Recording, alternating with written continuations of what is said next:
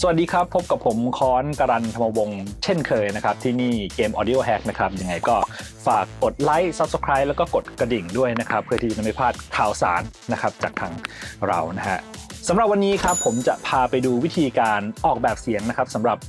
futuristic weapon นะครับหรือพวกอาวุธในอนาคตนะครับเช่นพวกอะไร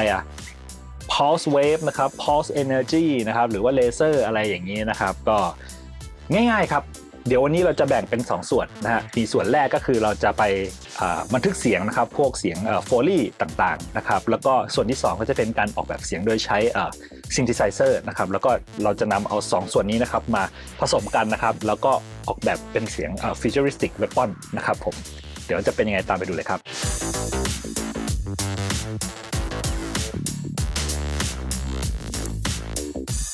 โอเคตัวโปรเจกต์ที่เห็นอยู่เนี่ยนะฮะก็ผมเตรียมมาเรียบร้อยแล้วนะฮะก็มีการ import วิดีโอนะครับจากเกม Overwatch นะครับก็เป็นคลิปสั้นๆนะครับที่เราจะมาลองทำเสียง futuristic weapon นะครับก็จะเป็นปืนตัวนี้นะฮะแล้วก็ในนี้ก็จะมีการ set up marker ไว้นะฮะอันนี้ก็จะเป็นตอนที่ซิงค์นะครับจุดซิงค์ที่ปืนยิงออกไปนะฮะเนี่ยผมลองกดก็จะเป็นแบบนี้นะฮะเห็นนะฮะตอนนี้ก็ยังไม่มีเสียงนะครับก็จะเป็นจุดซิงค์ที่ตัวละครเริ่มยิงนะครับที่เหลือนะครับผมก็ create audio track ไว้ประมาณ6 track นะครับแล้วก็เป็น instrument track นะครับประมาณ6 track นะขั้นถัดไปนะครับในการที่เราจะสร้างเสียง futuristic weapon เนี่ยก็ลองดูจากภาพก่อนนะครับว่ามันมีอะไรเกิดขึ้นบ้างนะครับผมจะกด play ครั้งหนึ่งนะครับที่เราเห็นเนี่ยนะฮะมันก็จะมีการยิงเกิดขึ้นนะครับเห็นไหมฮะเสียงที่ยิงออกไปก็อารมณ์ก็คงจะเป็นประมาณแบบเสียงมีความเป็นไซไฟหน่อยๆนะฮะอาจจะเป็นเสียงพวกเลเซอร์นะฮะแล้วอาจจะมีเสียงพวกแบบอิเล็กทริกดิสชาร์จนะอะไรพวกนี้นะครับแล้วก็อาจจะมีเสียงประกอบอื่นๆเช่นเสียงบอดี้ของปืนหรืออะไรเหล่านี้นะฮะผมก็จะลองสร้างนะครับเสียงตัวเป็นเลเซอร์ก่อนแล้วกันนะฮะผมจะลองcreate ตัวใช้ track instrument เนี่ยนะฮะผมจะตั้งชื่อว่า laser นะฮะแล้วก็ body นะครับเป็นตัว body ของเสียงนะฮะแล้วก็อย่างนี้ผมจะใช้เป็นRetrologue นะครับ Retrologue อันนี้ก็ผมจะไม่ใช้oscillator ใดๆเลยนะครับก็จะใช้เป็นตัวฟิลเตอร์อย่างเดียวนะครับก็เดี๋ยวผมจะลองปรับฟิลเตอร์นะฮะให้เป็นปรับเชฟก่อนแล้วกันนะฮะปรับเชฟจะเลือกเป็นBP นะครับ24นะครับแล้วก็จะใช้ประโยชน์จาก Resonance นะครับผมปรับไปสุดเลยนะฮะแล้วก็cut off จะปรับลงมาต่ำที่สุดนะฮะแล้วก็envelope นี่ก็เปิดสุดนะครับแล้วก็ key follow อาจจะเร่งไปสักประมาณสัก 20% ก่อนนะฮะแล้วก็ลองกดดูก่อนนะยังไม่เสียงยังไม่มานะครับเราอาจจะต้องเร่งตัว decay ขึ้นนิดหนึ่งนะเริ่มมาแล้วนะ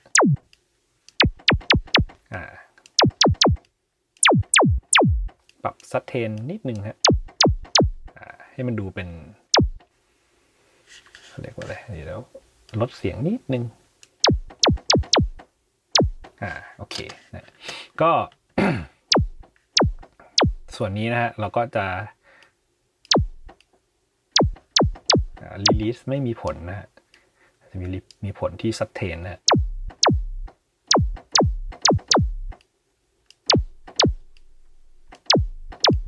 ให้ซัสเทนยาวขึ้นนิดนึงนะ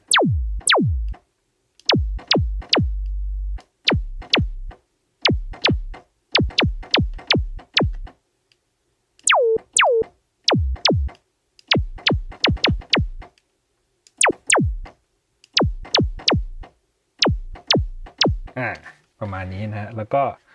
เดี๋ยวผมจะลองปรับตัว key follow ดูนะฮะ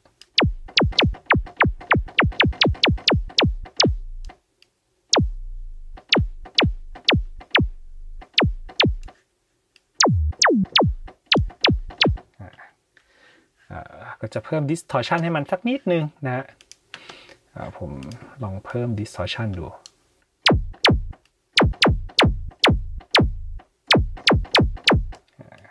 มีความดุดันขึ้นมานิดนึงนะฮะจะลองเป็นแบบเปลี่ยนแบบนะฮะเป็นแบบคลิปดู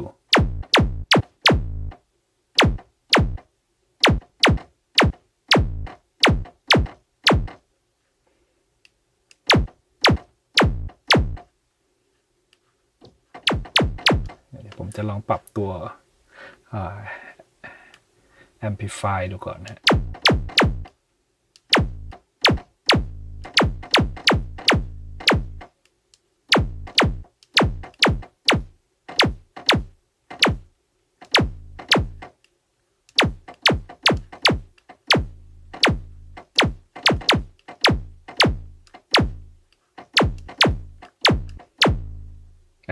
ส่วนใหญ่ก็จะหลักๆก็จะอยู่ที่ DK นะฮะ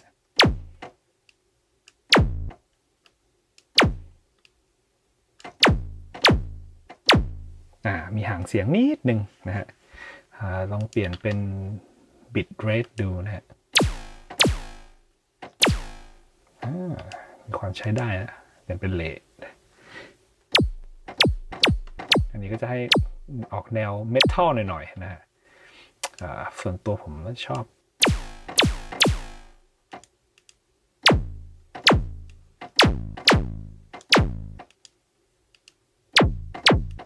ผมชอบเป็น bit rate มากกว่านะมันมีความเป็นอิเล็กทรอนิกส์ด้วยนะฮะ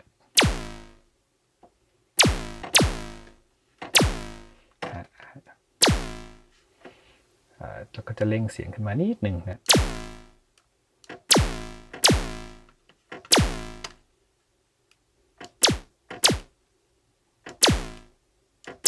ปรับหางเสียงหน่อยนะฮะ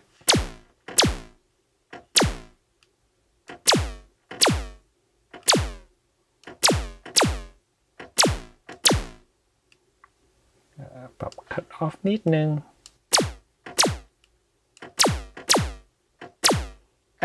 นะฮะตอนนี้ก็ได้แล้วนะฮะเป็นตัวบอดี้ของเลเซอร์นะฮะขั้นต่อไปนะครับเราก็จะไปสร้างตัวเป็นเลเซอร์เป็นอะไรดีเป็นบอดี้แล้วกันนะแต่เป็นเลเยอร์2นะฮะนี่ผมตั้งให้มันเป็นเลเยอร์1เหตุผลที่ต้องการเลเยอร์2นะฮะก็เพราะว่าเราต้องการเสียงหางเสียงนะฮะให้มันยาวขึ้นมาอีกนิดนึงนะให้มันมีเสียงแบบความเป็นไซไฟมากขึ้นนะฮะเมื่อกี้มันเน้นไปทางโทนแบบโทนเสียงพวก low frequency mid frequency นะฮะก็เดี๋ยวเราจะใช้Retroอีกอันนึงนะครับมาจัดการนะครับก็เหมือนเดิมเลยครับจากเมื่อกี้เราเลือกตัวเชฟเป็น BP 24ใช่ไหมครับอันนี้เราเป็น LP นะเป็น low pass นะฮะ24สูตรก็เหมือนกันเลยครับปรับ envelope ไปสุดนะครับ key follow ก็ประมาณ 30% ก่อนนะเบื้องต้นนะ cut off ผมเลื่อนมาประมาณ20นะ resonance สุดนะครับ distortion เอาออกไปก่อนนะเราจะลองดูก่อนว่ามันเวิร์กไหมนะฮะตรงนี้ก็จะเป็นปรับตัวฟิลเตอร์นะฮะก็จะใช้ decay เยอะหน่อยนะครับส่วนนี้ก็ปิดกันนะครับเอา decay ขึ้นมานิดนึงนะฮะ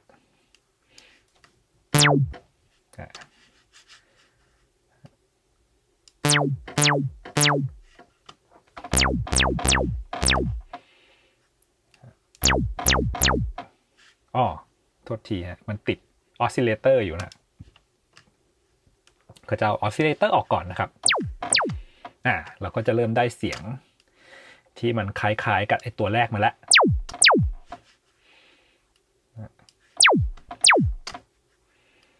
ทีนี้เราก็อยากจะให้มันมีหางเสียงขึ้นนิดนึงนะฮะ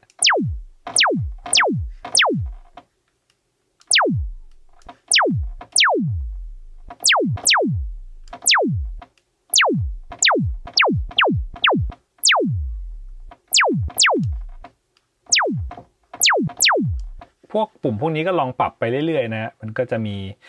ให้เสียงที่มันแตกต่างกันนะเราสามารถทดลองได้หมดเลยนะ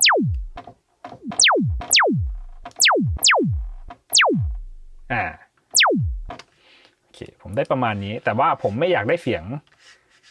ยงต่ำนะครับผมก็จะทำการคัดไอตัวพวก low frequency เนี่ยออกไปนะครับก็เดี๋ยวผมจะไปที่หน้า mixer นะฮะ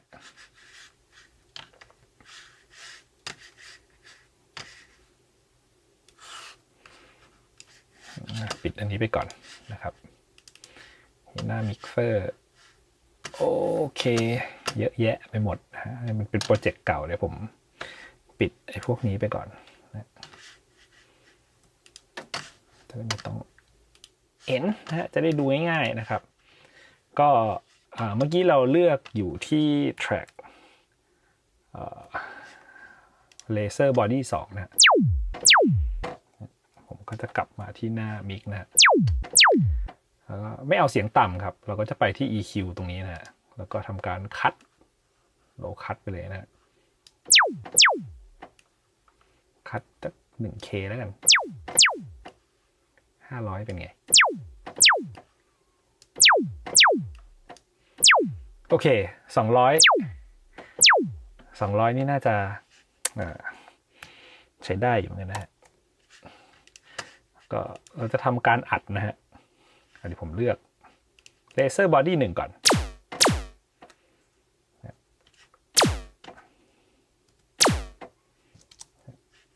ก็อัดไปแล้วนะครับทีนี้เราก็ลองเข้ามาดูข้างในนะครับ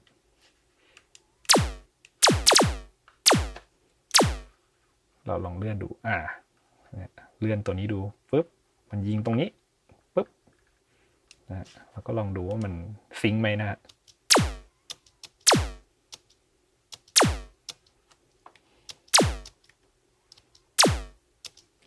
พอได้นะฮะอันนี้ก็ตัดไปนะฮะเพื่อความเป็นระเบียบนะครับเราก็ทำการ Copy นะครับโดยกด Option แล้วก็ลากลงมาได้เลยนะครับมันก็จะเป็นซาวด์เดียวกันเป็นโน้ตเหมือนกันนะครับเล่นพร้อมกันนะก็จะเป็น2เสียงผสมกันละทีนี้โอเครู้สึกว่าอันที่2มันจะต้องหางยาวกว่านี้นิดนึงนะผมจะลองดูว่าใช่หรือเปล่านะครับว่าปัญหาที่เกิดขึ้นเมื่อกี้มันหางสั้นไปนะฮะจริงด้วยนะฮะผมจะยืดขึ้นมานิดนึงนะแล้วก็ลองยืดอันนี้ขึ้นมานิดนึงนะฮะ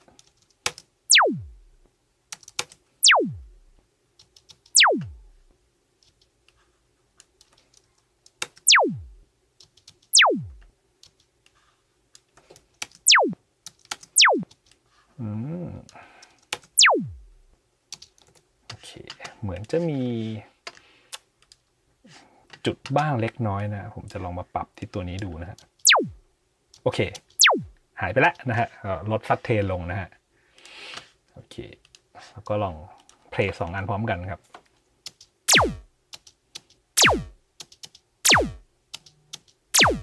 โอเคนะ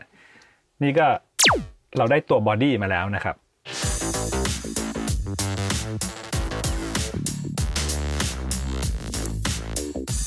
โอเคครับหลังจากเราได้ตัว Laser Body 1 กับ 2 มาแล้วนะครับก็ผมอยากจะได้เสียงประเภทหนึ่งนะฮะอารมณ์ที่เป็นแบบว่าเหมือนยิงออกไปแล้วมันก็เป็นเสียงบู๊นะฮะเป็นแบบบอกว่าดีเป็นเสียง bullet feedback แล้วกันนะฮะเป็น feedback ของกระสุนนะฮะผมก็จะสร้างอินสตูเมนต์ขึ้นมาอีกอันนึงนะครับชื่อว่า bullet feedback แบบนี้แล้วกันนะครับก็ใช้เรโทรโลกเหมือนเดิมครับก็เราก็จะไม่ใช้ออสซิเลเตอร์นะครับแต่ครั้งนี้นะครับเราจะลองเล่นกับ noise ดูนะฮะผมก็จะลองเปิด noise ตัวนี้ขึ้นมาซึ่งเราก็ลองเลือกได้หลายอันนะครับจะมีประเภทเป็น white noise pink noise นะฮะหรือว่า white noise bypass filter นะครับหรือว่าจะเป็น pink bypass filter นะฮะผมเลือก white เป็น white noise ก่อนแล้วกันนะฮะค่าพวกนี้เดี๋ยวจะลอง ปรับแบบเป็นค่าเริ่มต้นก่อนแล้วกันนะให้ใกล้เคียงกับอันก่อนหน้านี้ที่เราปรับมานะเราก็ลองเล่นดูว่าเสียงมันจะเป็นยังไงนะ distortion บ้าง cut off จะลองหมุนดูก่อนนะอันนี้ไว้เฉยๆนะลองกดดูก่อน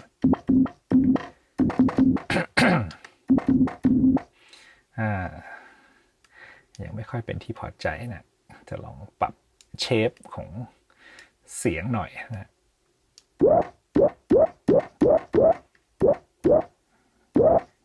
เริ่มมีความใกล้เคียงนะฮะกับเสียงที่เราอยากจะได้นะ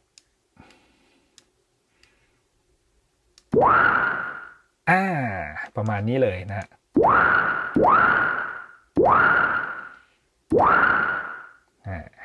นี่คือเสียงที่เราต้องการนะครับ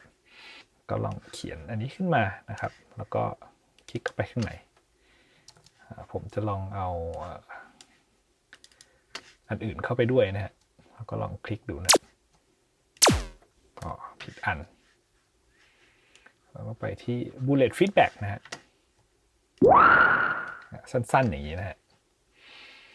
แล้วก็จะลองขยับนะฮะโอเคให้เท่ากับอันนี้นะฮะแล้วก็ปิดไปนะครับก็ลองเพลย์พร้อมกันดูนะฮะใช้ได้ครับแต่ว่าดังไปนิดนะฮะเดี๋ยวเราจะลดตัวนี้ลงนิดหนึ่งนะ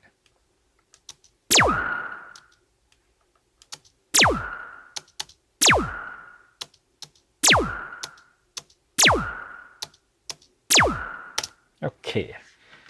ตอนนี้เราได้หางเสียงของ Bullet ไปแล้วนะฮะเราจะลองมันยังไม่มีตัวเชื่อมดีนะฮะผมก็จะสร้างอีกตัวหนึ่งนะครับเป็นBullet Discharge นะครับตัวนี้มันจะเป็นเสียงเขาเรียกอะไรเสียงเหมือนเสียงแบบเสียงลูกไฟฟ้าลูก energy ที่มันยิงออกไปนะครับเพื่อที่จะมาเชื่อมระหว่างตัว bullet feedback กับตัวเลเซอร์ที่เป็น core body ทั้ง2เลเยอร์เนี่ยนะฮะโอเคครับตอนนี้เราสร้างตัว bullet discharge มาแล้วนะฮะก็จะใช้ Retrolog เหมือนเดิมครับแล้วก็กลับมาที่Retrolog นะครับคราวนี้ก็ไม่ใช้ oscillator เหมือนเดิมครับเราจะใช้ noise นะครับเป็นwhite noise นะครับ white noise ก่อนนะแล้วก็ค่าพวกนี้ก็ลองปรับเล่นๆเหมือนเดิมเลยนะฮะก็ส่วนใหญ่เราจะเล่นกับ resonance นะฮะก็อาจจะต้องใช้ค่าเยอะหน่อยนะฮะ cut off เราจะใช้ noise ไม่มากนะลองกดดูก่อนตัว envelope อาจจะถอยลงไปนิดนึง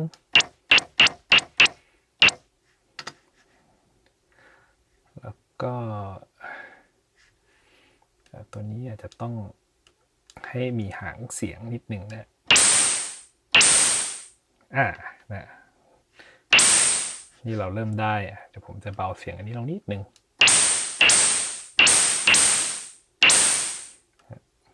น่าจะเข้ากันกับตัว feedback พอดีนะฮะทีนี้เราก็อยากจะให้ตัว noise เนี่ยมันมีการเขาเรียกสั่นไหวนะครับเราก็จะใส่ตัว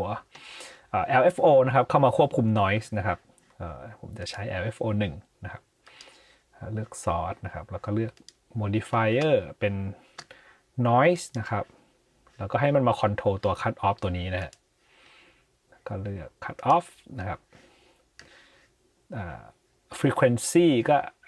ผมเลือกเวฟเป็น sine wave นะครับแล้วก็จะเลือกตัว speed frequency ขึ้นมาเยอะหน่อยนะฮะ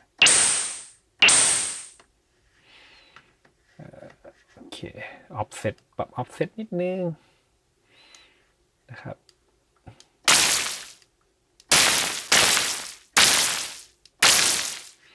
เพิ่มเชฟหน่อยสิอันนี้ไม่ค่อยมีผลอะไรมากนะแต่ตัวนี้จะมีผลมากกว่านะ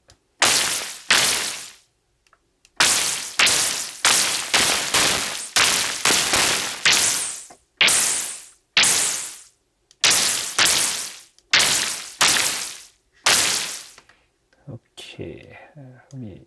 ปรับเชฟมานิดนึงนะฮะ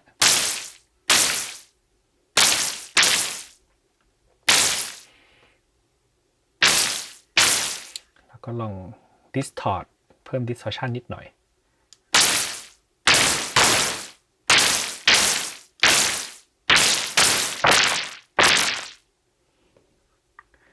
โอเคตัว cut off น่าจะดู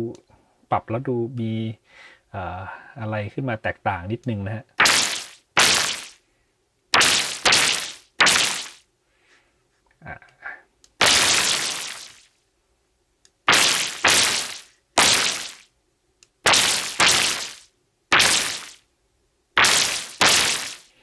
ลองเปลี่ยน distortion เป็น bit rate ดู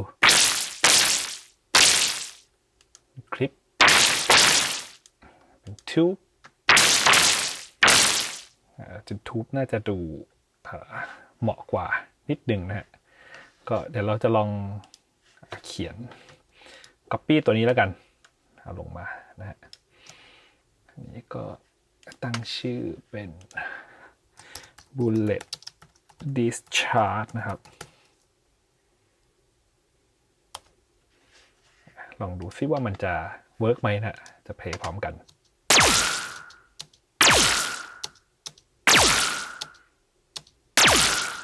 โอเคนะก็ดูเป็นปืนที่เป็นพวก Energy Cannon มากขึ้นนะฮะ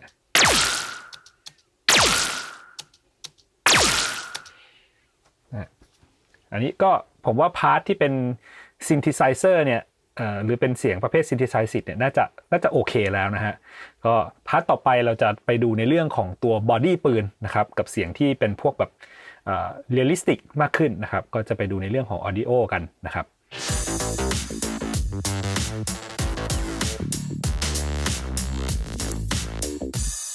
ทีนี้เราก็จะมาดูในส่วนของaudio กันนะฮะที่จะเอามาผสมกันนะครับกับตัวพาร์ทที่เป็น synthesizer ทั้ง4 track นี้นะฮะผมมีไฟล์ audio นะครับที่อัดมาจากพวก Foley นะครับเสียง Foley ก็จะมีเสียงตัวที่เป็นอะไรอ่ะเป็นกล่องเครื่องมือนะฮะเนี่ยเสียงนี้นะเป็นเสียงเครื่องมือแล้วกันพวกเครื่องมือช่างนะฮะได้เสียงนี้มานะครับแล้วก็จะมีเสียงพลาสติกบ็อกนะฮะก็เป็นกล่องเครื่องมือเหมือนกันนะฮะแต่ว่าอยู่ในกล่องพลาสติกนะฮะจะเป็นเสียงนี้นะฮะ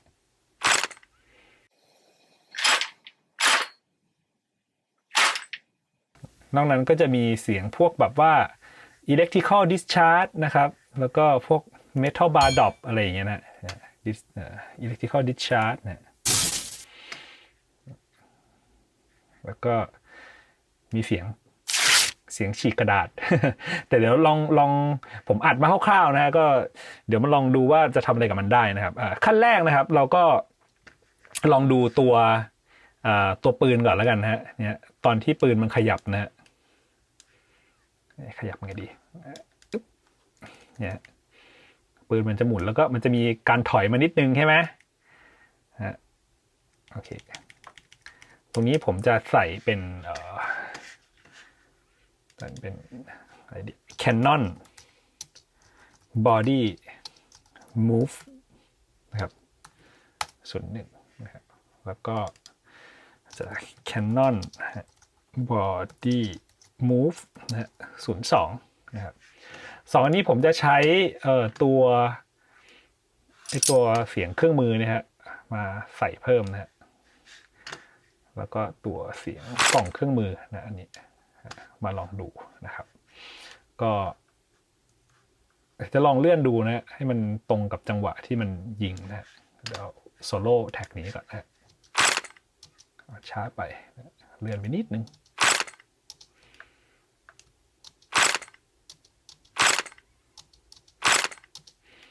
ถ่ายไปอีกนิดสิ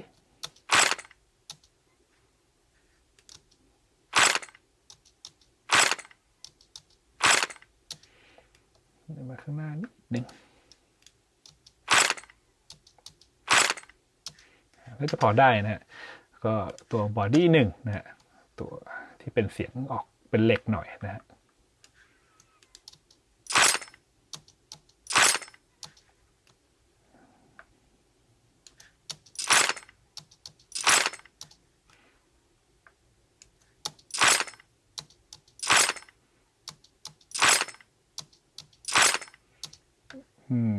ก็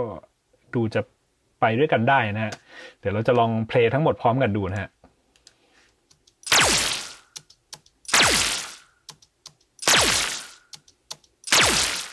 โอเค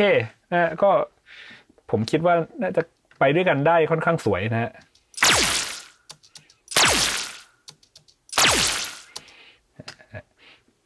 หลังจากนั้นนะครับผมจะเริ่มเอาเสียงอื่นเข้ามานะฮะเสียงที่ผมมีอีกอันนึงก็คือเป็นdischarge นะครับ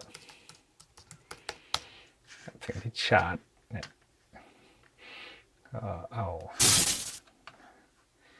เราเข้ามาดูนะเพื่อที่จะเนี่ยมันจะมีเอฟเฟกต์ที่มันแบบว่ายิงกระสุนออกไปนะลองวางไว้ตรงนี้ดูนะ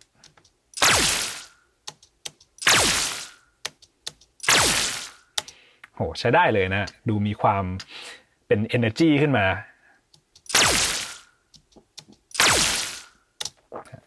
โอเคสุดท้ายนะครับผมอาจจะเอาลองดูdischarge เขียนผิดนะ discharge โอเค sorry นะฮะแล้วก็อันสุดท้ายอาจจะเป็น discharge effect นะครับคือผมอยากให้มันดูแบบเขาเรียกอะไรมันมี energy มากกว่านี้นะฮะผมก็จะใช้ไอ้เสียงกระดาษที่อัดมาเนี่ยนะ paper wrapping เนี่ยนะลองดูก่อนโซโล่ดูนะ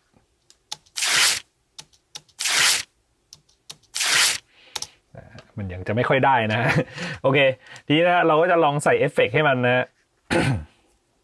โอเคกดอุ๊บ sorry เรากดF3 ครับเอาหน้ามิกเซอร์ขึ้นมานะฮะตัวนี้นะฮะตัวที่เราจะใช้นะครับ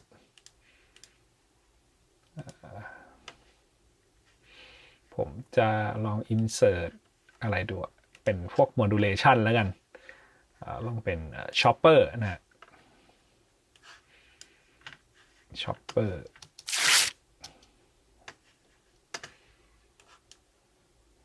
ลอง preset ดูแล้วกัน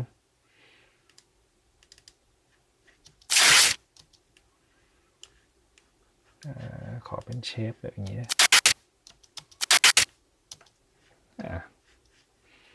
พอได้สปีดเยอะหน่อยแล้วกัน32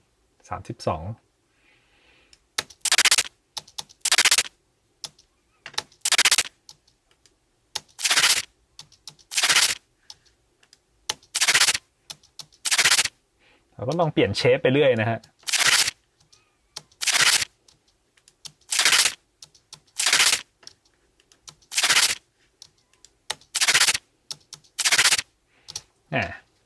ผมว่าอันนี้ก็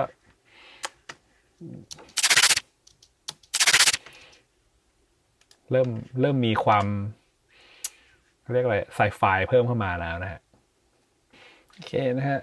ถัดไปนะครับก็เดี๋ยวผมจะลองเพิ่มเอฟเฟกต์ดูนะฮะอาจจะลองเป็นเฟเซอร์นะฮะก็มาที่โหมด modulation เหมือนเดิมนะครับแล้วก็ลองใส่เป็นเฟเซอร์ดูนะฮะอันนี้ก็จะปรับไปสัก16แล้วกันนะฮะ mix ก็อาจจะเยอะนิดนึงนะฮะ feedback เยอะหน่อยนะลองเพลย์ดูก่อนdischarge effect นะ solo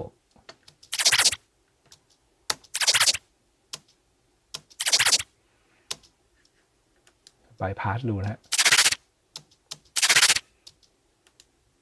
ไม่ bypass นะครับ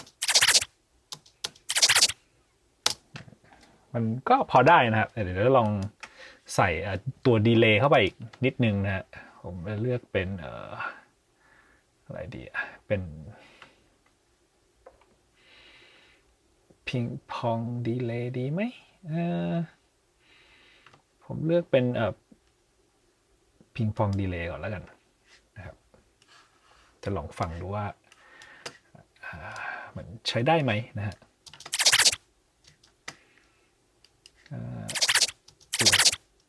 โหมาช้าไปโอเคเลือกสัก16แล้วกันนะฮะแล้วก็ ฟีดแบ็กผมลองลดดูก่อนนะ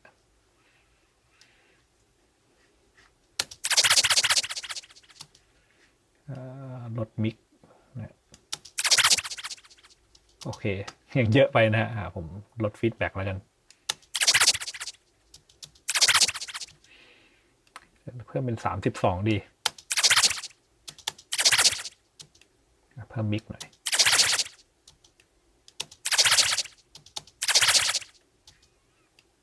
เพิ่มสเปเชียลหน่อย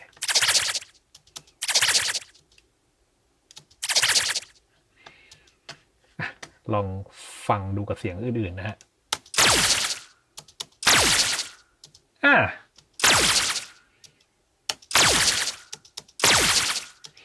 ผมว่าใช้ได้เลยนะฮะก็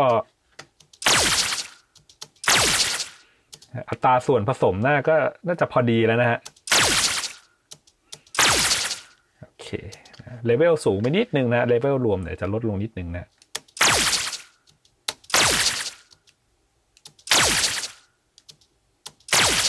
โอเคเดี๋ยวเรากลับมาที่หน้า arrange นะฮะ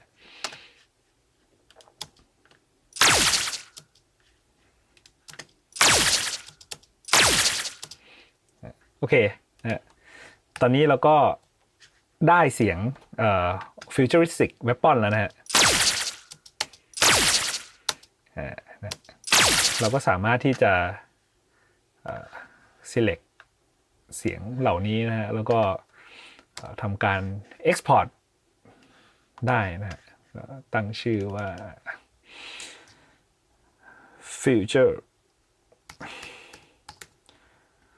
futuristic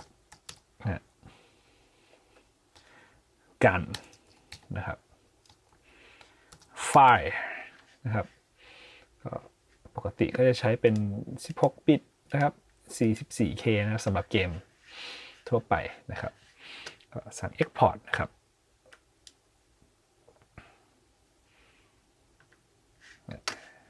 แล้วก็ลองมาดูในพูลกันนะฮะอันนี้นะ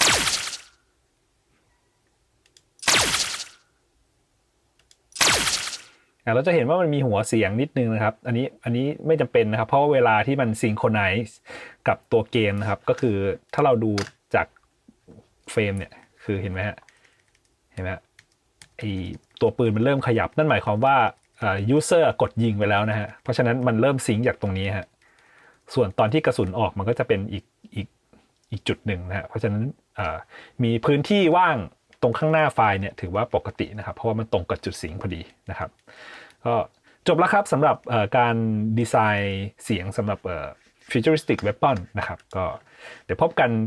เดือนหน้านะครับผม